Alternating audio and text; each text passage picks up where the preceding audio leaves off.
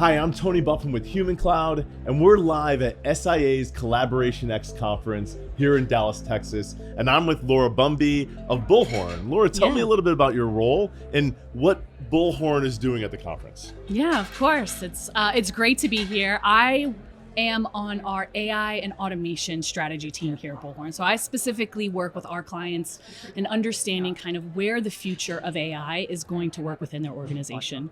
Bullhorn obviously being one of the largest staffing technology firms. And so we have a wide breadth of clients in all sorts of different spaces. And yeah, I get to kind of dip in and out of all those conversations daily. I mean, AI and automation, so a lot of hype, also a lot of apprehension. And when you engage with clients, what are you seeing in terms of trends or challenges that they're experiencing, and then how do you help them through that? Oh, that's a long question with probably a long answer, but I think the interesting piece is I feel like the question I get most from clients right now, outside of all the hype that we're hearing, all of the conversations that are happening here and everywhere around AI, I think the question I get asked most is like, what are best practices? What should I be doing? People want practical. They want to get past kind of the big ideas and this could potentially, they want to, what are you doing now? Yeah, what should I, and what is my competition doing that I'm not thinking of, right? Of course. And I think my response usually to that is like, where are you on your journey? Have you looked at any AI functionality? Have you thought about it? Are you using it in your personal life, right? I had a conversation with someone who's like, I don't use AI at all. But then from a business perspective, how does that trickle down into an organization, right? And so often that best practice conversation leads to really trying to uncover where on the cycle of adding that to your organization are you? Yeah, it's funny. So my sister, she's not going to watch this because she's been following my professional career. So hope not. This will be the episode.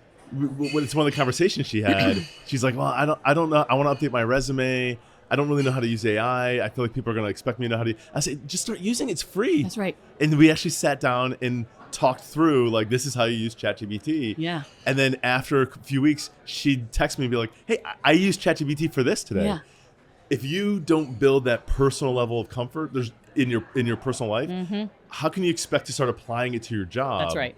And it's a lot of AI adoption. It just starts with trust and confidence.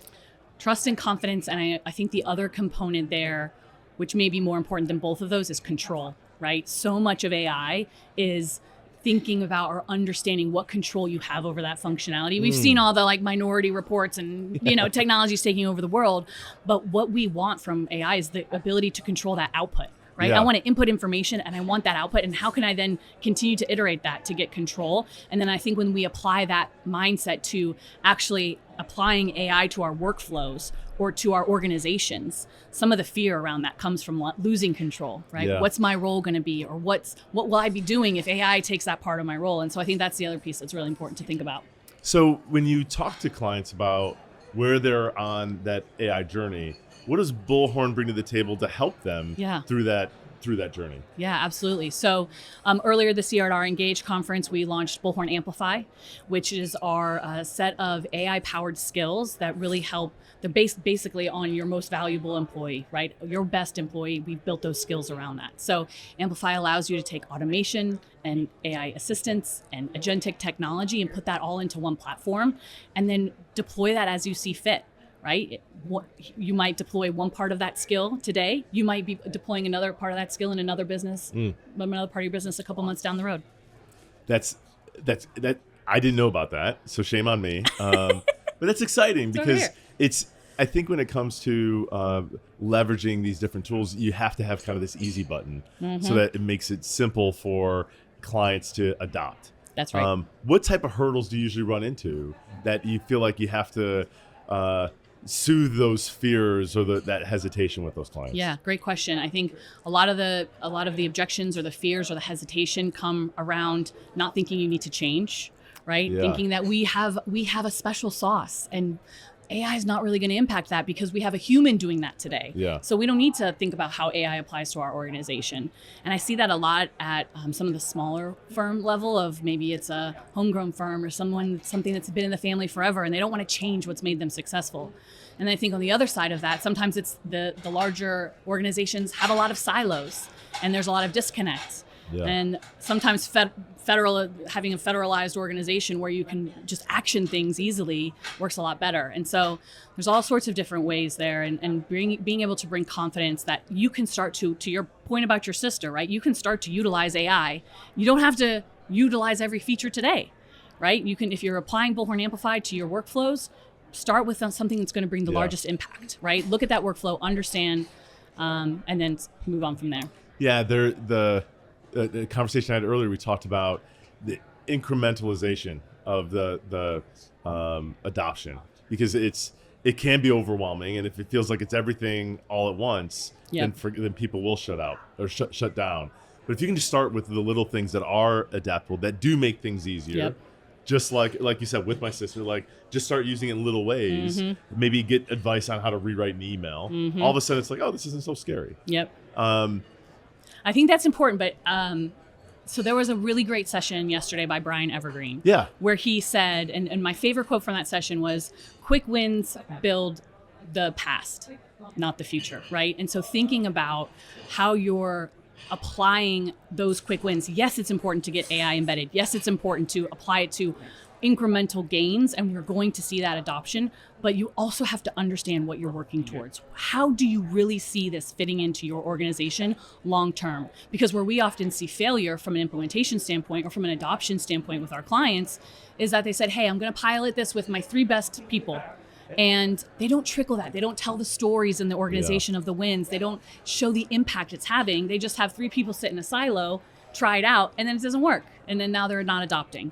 And that could really have a huge impact because this is growing so quickly. Those firms are going to be left behind a lot more. Absolutely. Well, the conversation I had with Margaret Lalani yesterday, she said, hey, I know a lot of this conference is around AI, but I really feel like it's around change management. And that has to be a big part of your role. Huge, yes.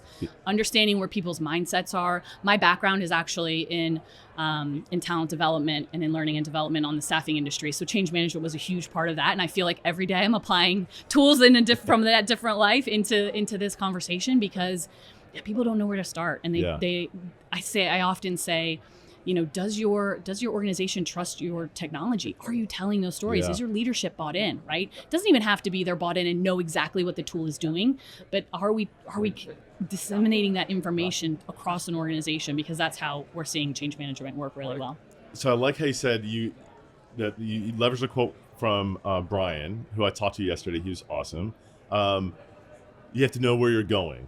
Tell me a little bit about your vision and your role. That's got to be really important. What kind of vision idea you have of where Bullhorn needs to go with their automation? Yeah, so Bullhorn's doing some really exciting things as we're starting to think about Amplify and our AI and automation functionality and what that looks like. I think one of the biggest things that we've done most recently with that tool is we have a pioneer program.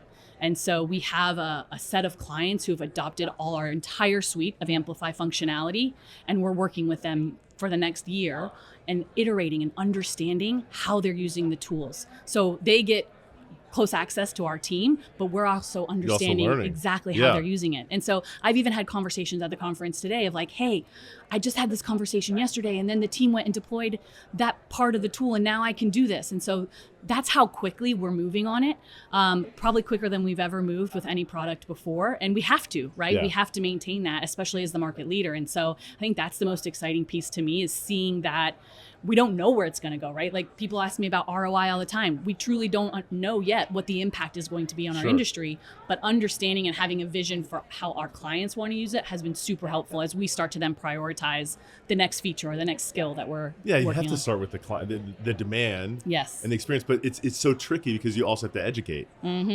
We kind of don't know what we don't know, and we don't necessarily always know what we want. And sometimes you have to take a guess or a punt, or just this is what I think might happen because of the 20 conversations I had today. So speaking of your 20 conversations, you inspired a different question. Because I've been sitting in this booth all day for the last 2 days, which I love, but I'm missing a lot of those conversations.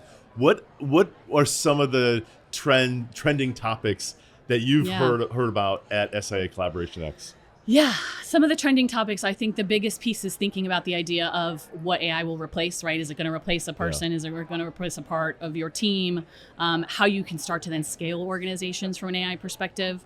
I think the other piece is understanding just how many tools we have out there, right? And I mean, a ton of them are right behind us. that's right.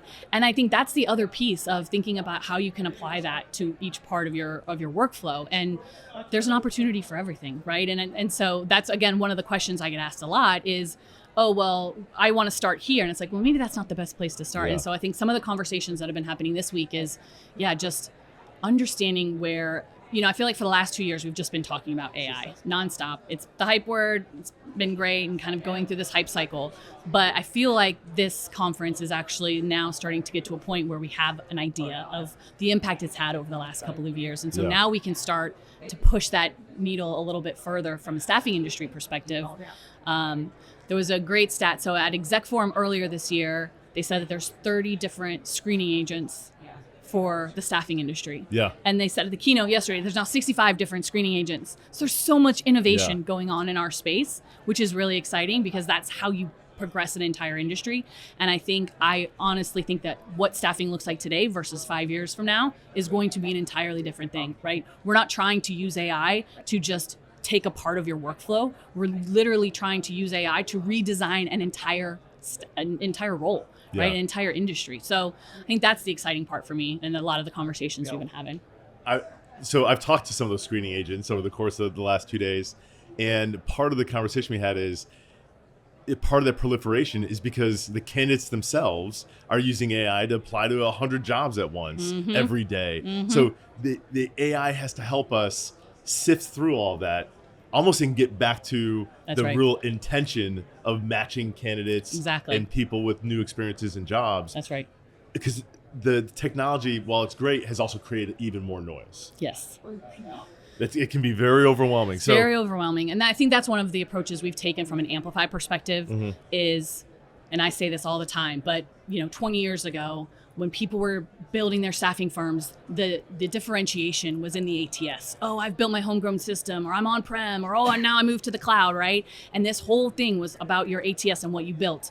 And now we want to have a standard system. We want to be putting data in standard fields because AI is going to need to leverage that data. Yeah. And so that's one of the approaches that we're taking in the platform perspective is if that screening agent is embedded in the Bullhorn platform, you now immediately, once that screen has taken place, you can now match that candidate. You can now put them into an engagement or an outreach campaign or present them to a client within, a few minutes of that screen taking place. And so that's how we start to think about this of that allows your now people to do so much more. They can pick up those phones. They can go to their business development meetings and do what the humans should be doing much more quickly when you get rid of all that noise, right? Well, and you open up their ability to be creative. Yes. And exactly. That's where innovation happens. But when it's restricted by administrative processes or just a lot of busy work, people just get worn out. Yeah. And they're burnt out. They don't bring new ideas. Yes. Because that's all stuff that has to happen. Yes. Even if it's not what you don't really like or want to do. I love your mention of creativity because I feel like so often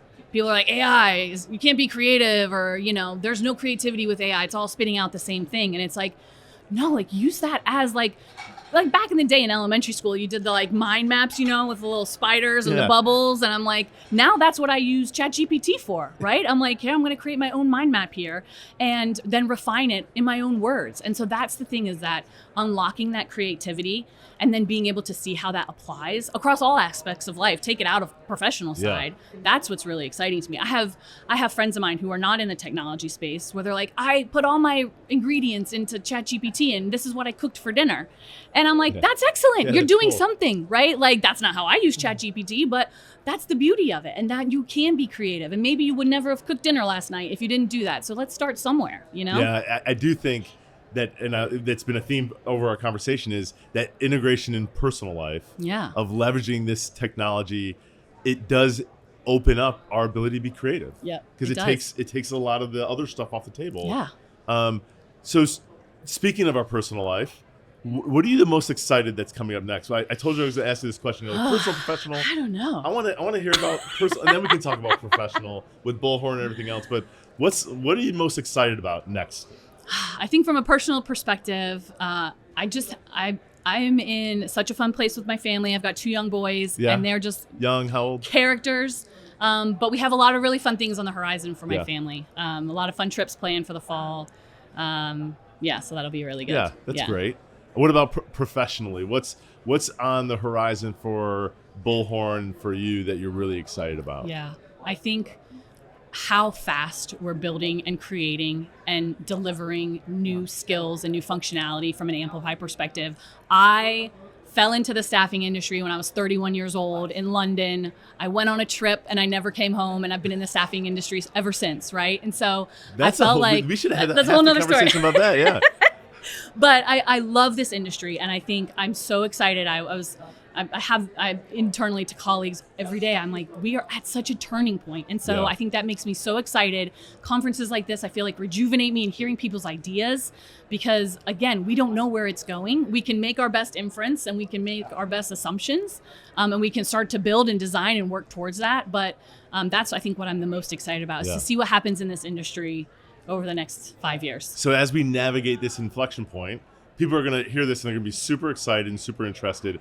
How do they follow and learn more? How do they follow, your experience, your journey, and how they learn more about Bullhorn as well? Absolutely. Where do they go? First and foremost, check out bullhorn.com. It's a great resource, as well as follow our Bullhorn LinkedIn page. We post there all the time. And then they can absolutely follow me on LinkedIn. So Laura Bumby at LinkedIn. Bumby. Bumby, like you said, Bumby That's like right. Gumby. Bumby like Gumby. But yeah, we're getting to an age where people don't know who Gumby is, and so you're right. We I just had to dated stop. ourselves. I had to stop referring to that. Someone's like, I don't know who that is. We'll edit that part out so they don't realize how old we are.